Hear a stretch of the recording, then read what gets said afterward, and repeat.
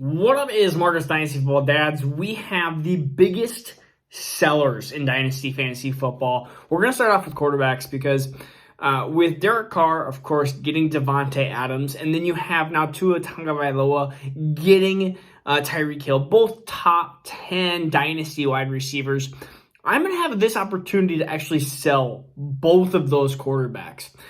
Tua right now and Derek Carr both ranked in the top 20, of course, for quarterbacks.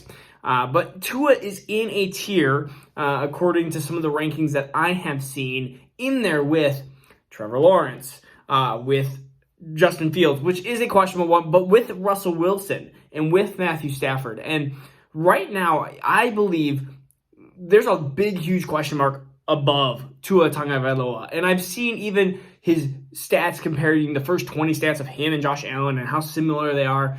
But fantasy football, we matter about the rushing upside too, or you have to be an elite throwing quarterback. And so if I have a chance to take Tua and try to get him and try to trade him for Trey Lance, Justin Fields, Russell Wilson, Matthew Stafford, I am doing that, or even Derek Carr. If I have to add him, which he's right below the other tier, but if I have to add that and something else to get one of those quarterbacks, or if I can trade Derek Carr and get Kirk Cousins plus a high second or a late first or something along those lines, I'm doing that trade all the time. And this is the time to trade those two quarterbacks. Another quarterback, the final quarterback we're going to discuss, is Jalen Hurts, because he's in that exact same tier as Tua Tagovailoa, and I just named the other quarterbacks. Man, I'm having a hard time saying Tua. I'm just going to say Tua.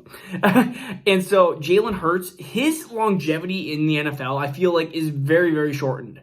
If you are a contending team, yeah, maybe you want him for a year or two, but I would rather have Matthew Stafford. I'd rather have even Trevor Lawrence, who is a quarterback that I believe still has the tremendous talent that has yet been tapped because of Jacksonville's ridiculous poor management and poor coaching. But Russell Wilson, if you can get Jalen Hurts plus something for Russell Wilson, who's only 2 spots ahead of him, it's ridiculous in my head of why in the world you wouldn't make that trade. So the next one we're going to be going through some running backs here. And a lot of these sell candidates is because I believe rookies are going to be going right into those situations. And one of them is Michael Carter.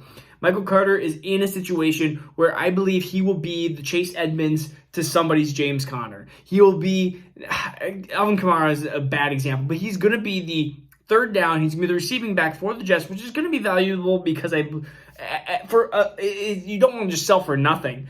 But I look at players like you have Elijah Mitchell, Travis Etienne, Aaron Jones, Josh Jacobs, all players, I guess besides Aaron Jones, all players that I would rather have over Michael Carter, because Josh Jacobs, still super young. He's going to be the bell cow for the Raiders. You have Travis Etienne, who I think is much more talented than Michael Carter. Yes, he didn't play last year because of his Liz Frank injury, but who else is there? James Robinson is hurt from his Achilles. We have no idea what that recovery timeline is like, if he's going to follow the Cam Akers timeline or he's going to be a different timeline. And Elijah Mitchell, yes, Debo is a pest, but I am taking Elijah Mitchell over Michael Carter. And so that's why Michael Carter is one of my biggest sells. My next sells are any Miami running backs. We're talking about Raheem Mostert. We're talking about Chase Edmonds.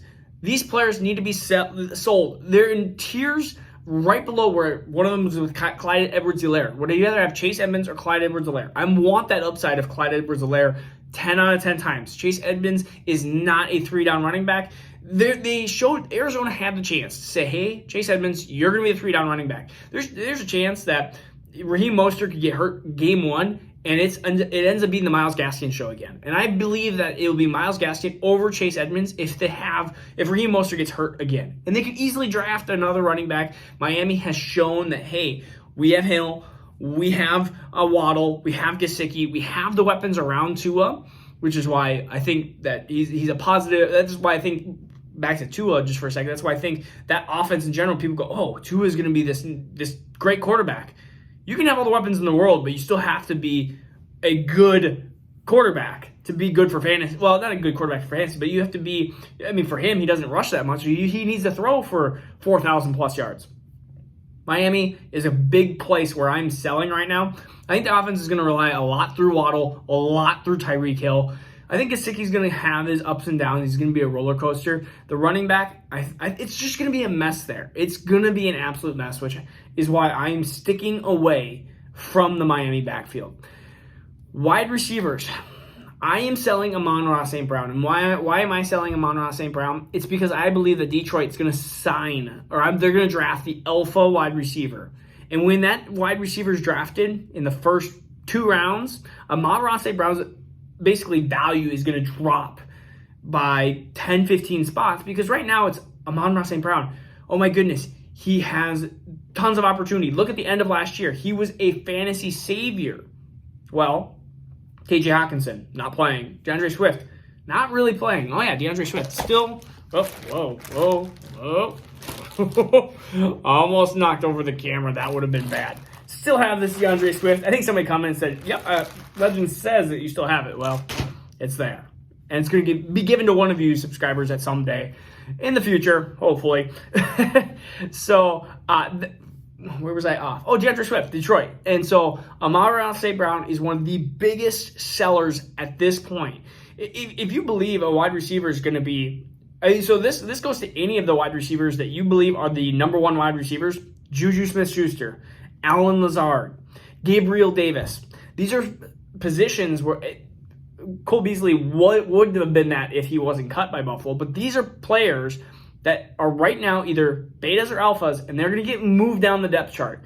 And as soon as that happens, you're going to see the value of those players because they're going to fantasy basically analysts and even just the common player are going to see that and go, oh my goodness, he's now moved down to second or third in the depth chart.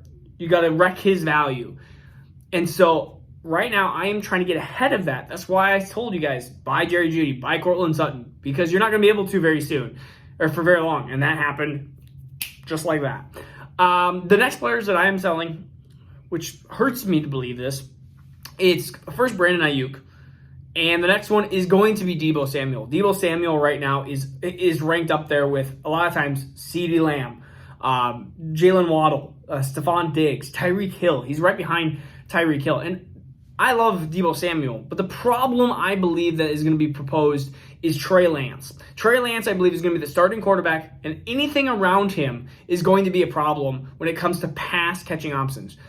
Brandon Ayuk is my worrisome number 1. My number 2 is Debo. He does rush a lot, which those touchdowns, can they be repeated?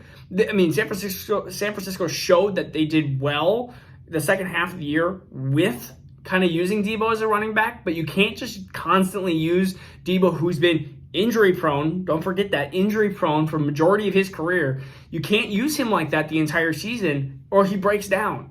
It just doesn't work like that. Running backs break down all the time, and if you put a wide receiver in a running back spot, he's going to break down. And so you have that issue. So it goes Brandon Ayuk because I think Trey Lance is going to be a big, huge problem not being able to throw a ton of yards.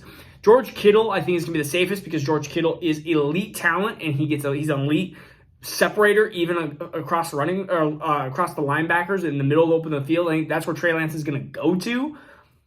I think you're going to have Elijah Mitchell be not saved. He's going to be fine. He's going to be safe. And I think Trey Lance is going to have this rushing floors, which is going to make him really valuable. I think Trey Lance is going to be valuable in fantasy football, but I think that most of that's going to be coming on the rushing upside. Think Tyler Huntley, Lamar-esque-ish.